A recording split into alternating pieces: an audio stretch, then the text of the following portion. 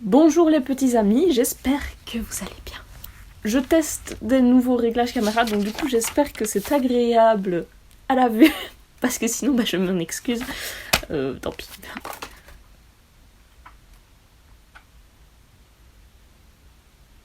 Pourquoi est-ce que mon lit tremble?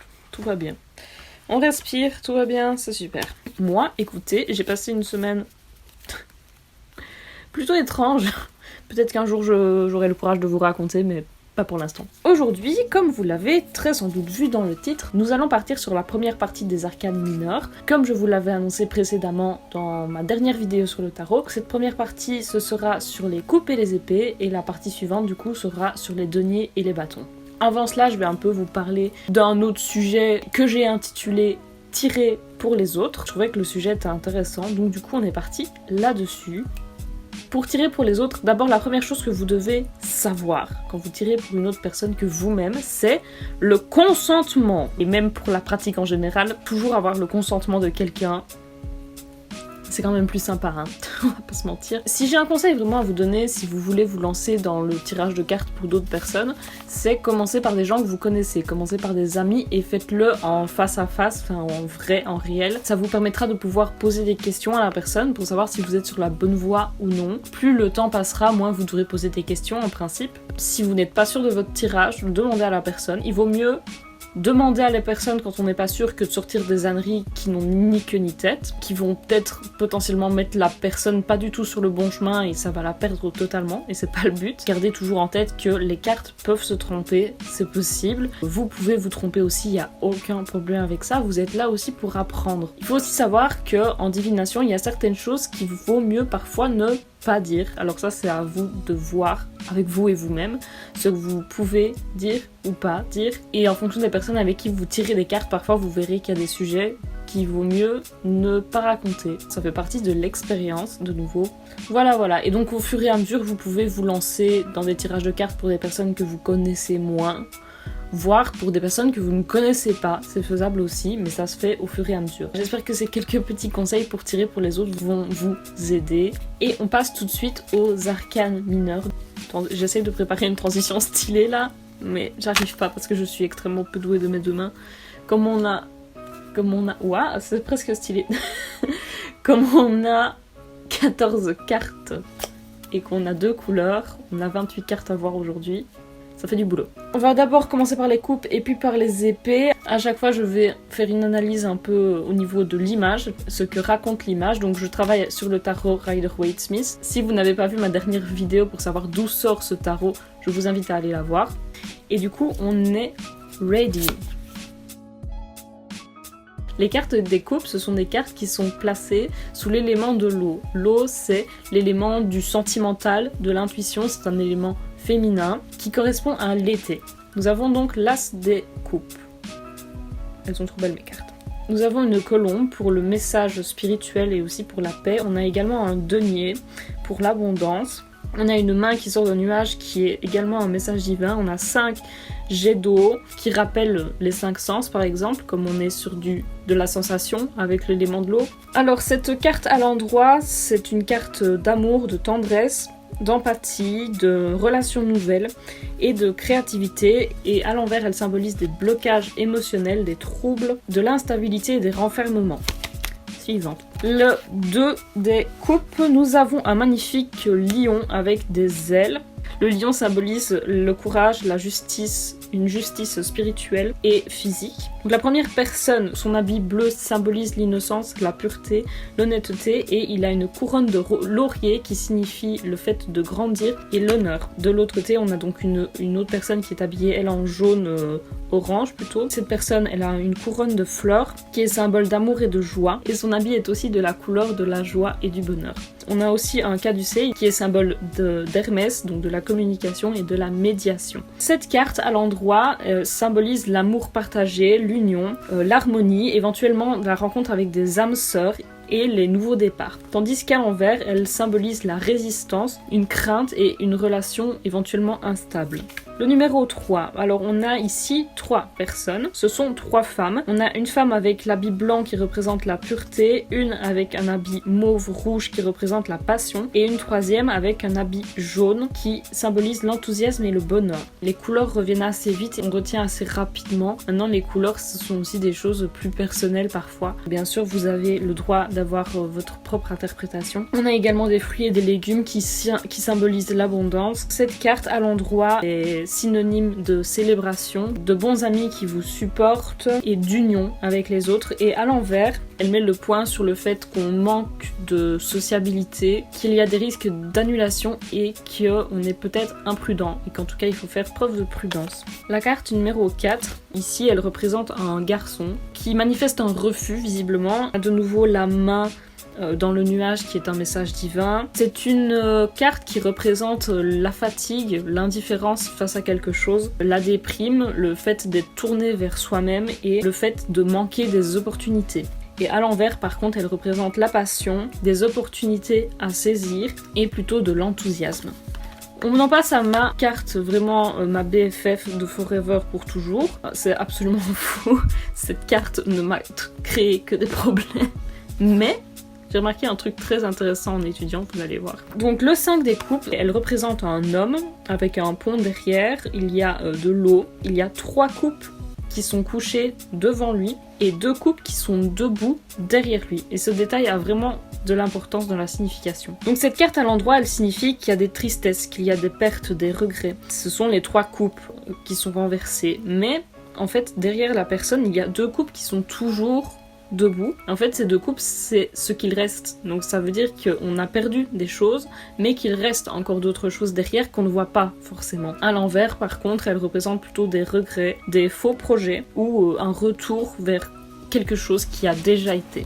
Au niveau du 6 des coupes, nous avons 2 enfants avec des coupes qui sont emplies de fleurs et ils se trouvent tous les 2 dans une cour. Elle représente l'innocence, l'enfance, quelque chose de tourné plutôt vers le passé, éventuellement un travail sur des mémoires qui doit être fait, des nouveautés au niveau des amitiés ou de l'environnement, des amours éventuellement, une joie vraiment simple, quelque chose de très enfantin et de presque naïf. Et à l'envers par contre elle est plutôt du coup tournée vers le futur et éventuellement des anciennes relations qui vont arriver, revenir dans votre futur. C'est un peu un renouveau. Au niveau du 7 des coupes, iconographiquement, elle m'en a fait baffer. Donc on a 7 coupes et dans les 7 coupes, il y a chaque fois quelque chose de différent. On a un homme qui devant 7 coupes qui sont dans les nuages, donc les nuages représentent un peu la rêverie, éventuellement la pensée. Alors là-dedans, on a le laurier qui représente la gloire et la victoire, le dragon qui représente la force, les bijoux qui représentent l'argent ou l'abondance, le château au-dessus de la falaise lui représente le pouvoir. On a un espèce de fantôme ou de personne qui brille,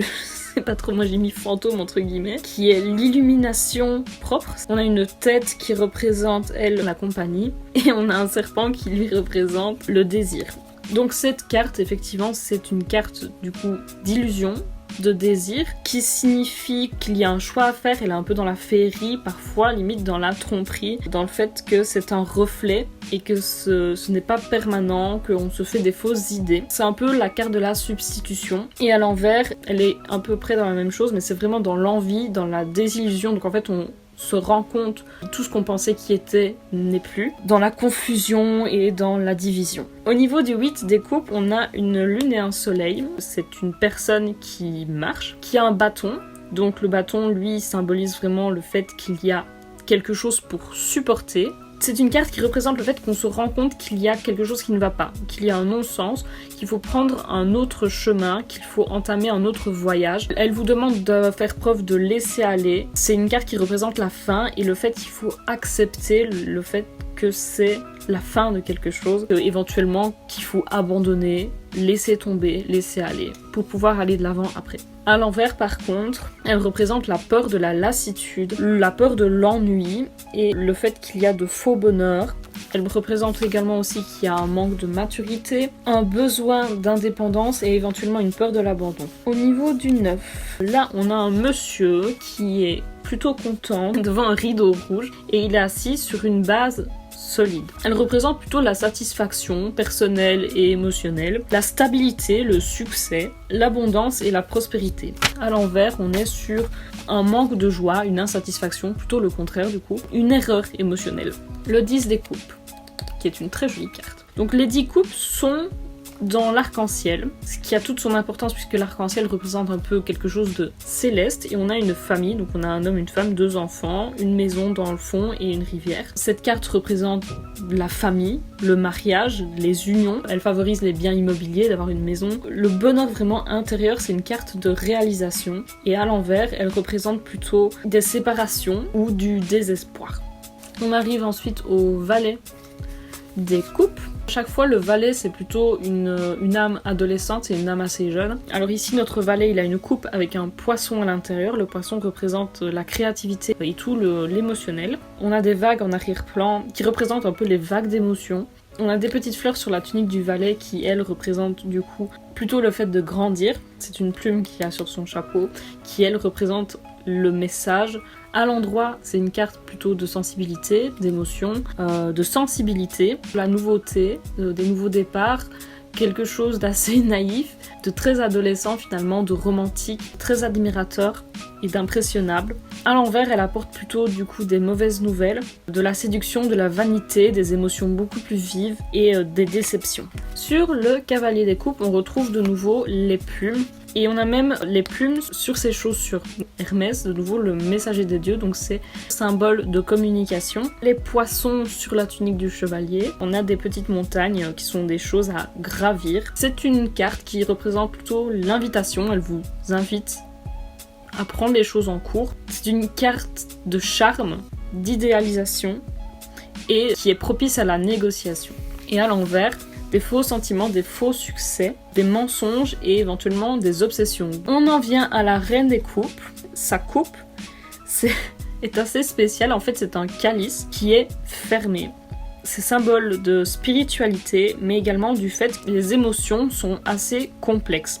On a également des espèces de nymphes chérubins sur son trône qui représentent la famille et l'amour. La falaise dans le fond qu'on peut voir représente une envie ou un besoin de solitude et les galets représentent le fait d'être ferme. La reine des coupes représente une personnalité du coup plutôt féminine, quelque chose de très spirituel, de très intuitif. C'est une carte qui se prononce plutôt au niveau de l'amour, de l'empathie, de la sensibilité, de la féminité et de la loyauté. À l'envers par contre, elle représente plutôt le fait qu'il y a des insécurités, des personnes, des femmes éventuellement jalouses, le fait qu'on s'entête et qu'on est dans le besoin de quelque chose. Et pour finir du coup cette série sur les coupes, nous terminons évidemment avec le roi des coupes qui lui tient une coupe dans sa main droite et un sceptre dans sa main gauche. Le sceptre du coup représente l'harmonie. Il est habillé de bleu et de jaune. Le bleu c'est plutôt symbolisme de sagesse et le jaune de bonheur. Il a une amulette en poisson de nouveau pour la créativité et on peut remarquer à sa gauche il y a un bateau et à sa droite il y a un poisson et en fait c'est l'opposition entre le physique qui est le bateau et le métaphysique qui est représenté par le poisson. J'ai fait des bonnes recherches, hein, sachez-le. C'est une carte de nouveau très fort sur l'intuition, sur la créativité. C'est une personne qui est dévouée, qui est mature, qui est de bons conseils. C'est une carte vraiment de la sagesse, éventuellement de guide spirituel et de tolérance. Et à l'envers, par contre, on est plutôt sur une carte d'hypocrisie, de non-productivité, de colère et d'intolérance. Des petites pistes d'exploitation en plus. Vous pouvez observer les états de l'eau. J'ai vraiment fait quelque chose de très restreint, mais il y a encore énormément de choses à dire, donc je vous invite vraiment à vous poser et à regarder toutes ces cartes et à aller plus loin dans l'interprétation que j'ai pu en faire. On va donc passer à nos copines les épées, qui elles sont placées sous l'élément de l'air, élément qui est plutôt du coup dans la communication, la créativité, l'intellect, le pouvoir et la logique. Comme pour les coupes, vous allez remarquer qu'il y a plusieurs états des éléments. Ici, on a des nuages qui reviennent très souvent et c'est plutôt intéressant de regarder l'état des nuages qui sont généralement assez révélateurs de ce que la carte signifie. Comme pour les coupes, on commence par l'as et on finit par le roi. Alors, c'est parti. du coup, sur l'as des épées. On a d'abord une couronne. On pourrait penser qu'elle représente la royauté, mais en fait, elle représente plutôt l'aspect coronal, donc de la pensée. On a deux plans, donc il y en a une, c'est la victoire, et l'autre, c'est la paix. Du coup, on a de nouveau la main, on a les montagnes également dans le fond, qui sont de nouveau des obstacles. Une carte qui représente des grands sentiments, des sentiments très très forts, d'amour ou de haine. C'est une carte qui apporte des idées nouvelles, qui vous propose de ne pas être trop strict pour pouvoir voir ces nouvelles idées fleurir. Aide aux émotions, du coup aide à savoir un peu où vous en êtes. À l'envers par contre, elle représente des émotions vraiment négatives, du stress, un manque d'idées, des difficultés de concentration et de la désinformation. Le 2, on a une femme avec les yeux bandés. Son socle est solide, il y a de l'eau en fond et il y a une lune. C'est une carte plutôt féminine qui représente le fait qu'on est dans le déni, qu'on ne veut pas voir, qu'on est plutôt divisé, qu'on est dans une impasse ou dans un carrefour, qu'on ne sait pas exactement quel choix il faut faire, mais il faut faire un choix, et que surtout on a des alliés. À l'envers par contre, elle représente vraiment le fait qu'on est indécis, qu'on est détaché émotionnellement de ce qu'on est en train de vivre, et que la réalité va éclater. Again, one of my favorites. Le 3 des épées. N'est-elle pas magnifique? On a un cœur. Le cœur, c'est vraiment les sentiments. Le cœur, c'est genre l'organe le plus vulnérable de notre corps. Vous pouvez vivre sans une jambe, sans un bras, mais sans votre cœur, ça me paraît complexe. On a également du coup des nuages et de la pluie qui peuvent être un peu symbole de larmes, de temps difficiles, de tempête. Donc je vous le donne dans le mille, c'est symbole de cœur brisé, de douleur, de trahison, de solitude, de séparation. C'est une carte qui est très très dure, limite traumatisante.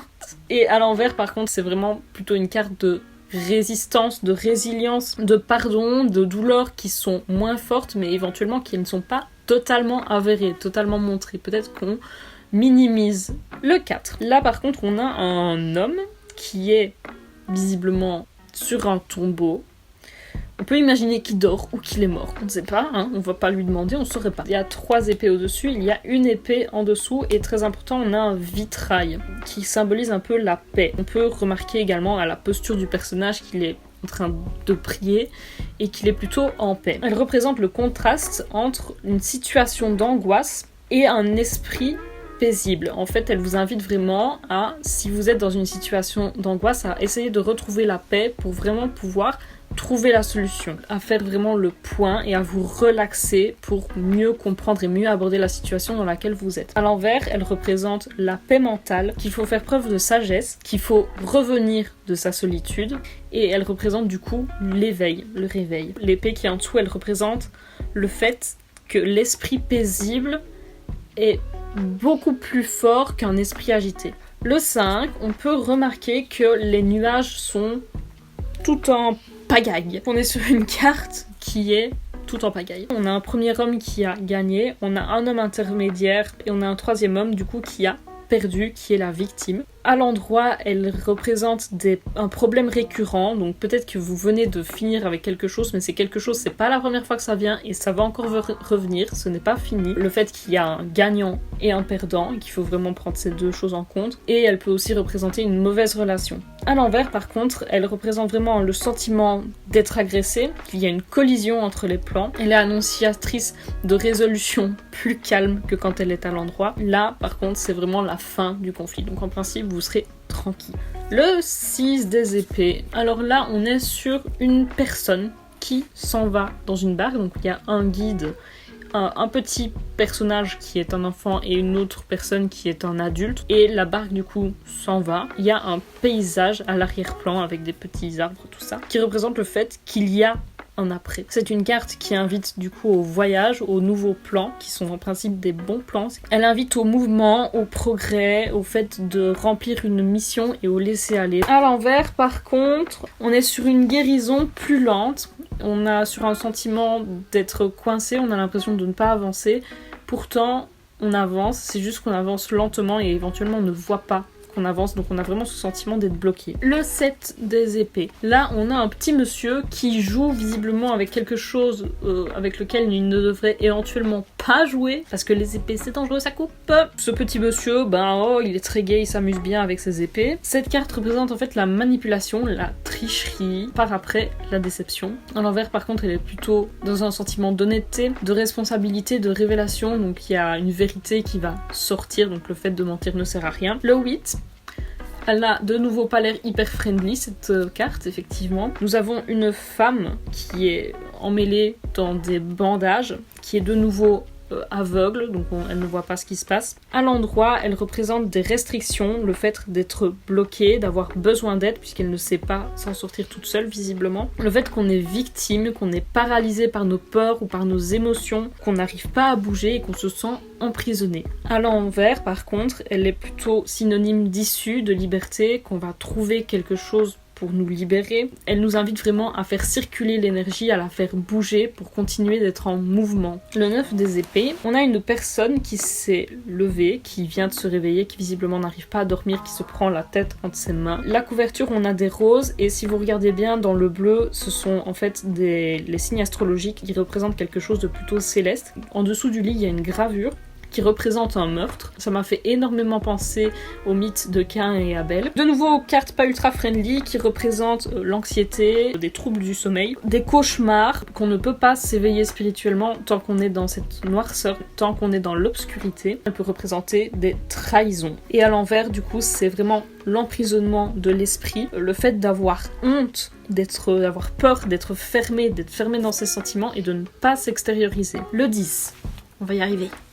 Yes. C'est une carte qui est parallèle à la carte de la mort. Donc on a une personne qui est couchée au sol avec 10 épées plantées dans son corps. Imagine qu'elle n'est plus très vivante à ce stade-là. Sa face est tournée vers le paysage. On a la noirceur, puis des nuages, de la brume, et on a du jaune, de l'aube. Qui est-ce qui a créé ce tarot Rider-Waite? C'est un membre de la Golden Dawn, donc de l'aube dorée. Et on a justement l'aube. Pensez-y, la face de la personne est tournée vers l'aube. Elle signifie la fin, la mort, donc c'est fini. Mais il y a quelque chose ensuite. Il y a un sentiment de solitude, de destruction et de tristesse, mais derrière ça, il y a autre chose. Et à l'envers, du coup, c'est le moment d'acceptation du fait qu'il y a autre chose. On est déjà dans la possibilité d'une régénération et d'un après. Le valet des épées, c'est de nouveau un adolescent. On voit qu'il y a pas mal de vent, un personnage qui est plutôt habile, qui est dans la vigilance, elle peut annoncer des rumeurs, elle vous conseille vraiment de penser avant de parler.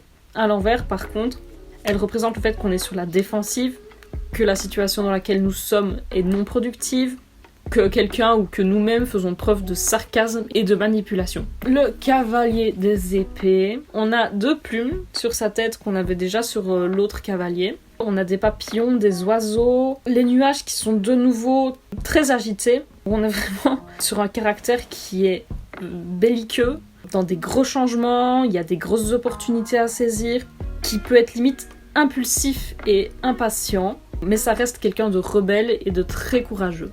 À l'envers, par contre, c'est vraiment une perte de contrôle totale. Le fait de se sentir agressé ou d'être agressif, ça peut relever également un complexe d'infériorité. Les papillons qu'on trouve également sur la reine et le roi. Le papillon, c'est symbole de métamorphose. Notre reine des épées, donc elle a une couronne en papillon. Il y a des petits nuages sur sa toge, des nuages qui sont assez calmes. Elle a la main levée vers le ciel. Il y a un oiseau au-dessus de sa tête et de nouveau sur son trône, il y a des papillons et des chérubins qui sont de nouveau métamorphose et amour, famille. La reine des épées à l'endroit, c'est une femme vraiment indépendante, qui a une clarté d'esprit, qui est très organisée. À l'envers, par contre, c'est un peu le contraire. C'est un esprit qui est modelé par le changement qu'on est en train de vivre et qui ne veut pas bouger, et elle est synonyme de trouble. Et pour finir, le roi des épées, on est sur une figure très sage qui est habillée en bleu, avec des nuages qui sont calmes, sur un socle qui est hyper stable avec des papillons, et je pense qu'il y a le signe de l'infini. Maintenant, je veux pas m'avancer parce que je suis pas sûre que ce soit vraiment le signe de l'infini. On est sur une figure qui est logique, qui est très tolérante, qui fait preuve d'autorité, mais qui est très juste. Et c'est un très bon leader. C'est aussi une carte qui est assez détachée au niveau des sentiments. À l'envers, par contre, elle représente une absence, l'irrationalité, quelque chose d'immoral, de presque dictateur, de carrément oppressant.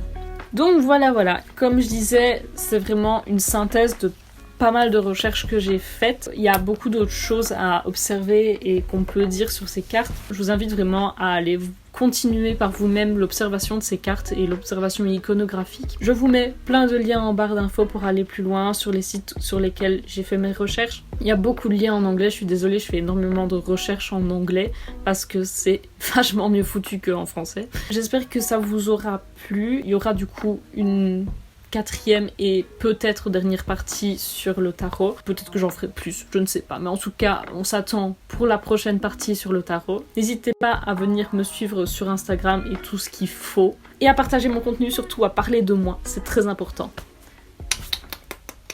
À très bientôt et merci d'être là.